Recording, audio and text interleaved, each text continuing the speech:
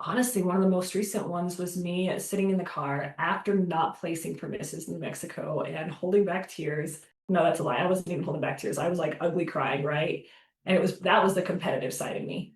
Like that competitive side came back and I was so bummed out. Like I had these high hopes. But the really cool part and the really big observation and the really big takeaway from that for me was yes, I was sad I didn't win, but the old me would have let that destroy her. The old me would have let that been proof that I just wasn't good enough. The old me would have gone silent for months and shrunk and stayed small and let that be my excuse to draw back in and not continue with my business, not continue to show my face. That's what the old me would have done. But this version of me, the version that has been putting the work in and doing exactly what I teach, I didn't spiral. Yeah, it stung. The loss stung. That just showed that I cared, right? That I was really putting everything into it. But because I had done the work, I had already faced that voice, that old version of me that told me my worth was tied to that outcome. I had done the work for that. In fact, even leading up to that,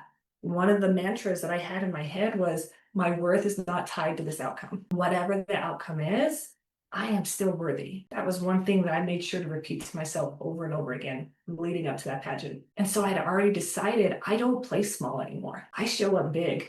Go big or go home. We get one life here, one chance to live it. So if we're constantly showing up in fear, what are we holding ourselves back from? What opportunities are we missing out on because we play small, because we're scared? That moment of losing did not define who I was. It didn't take away my worth from me. It showed me and it reminded me how far I have come because of the work that I've put in. And that is what happens when you start changing your lens.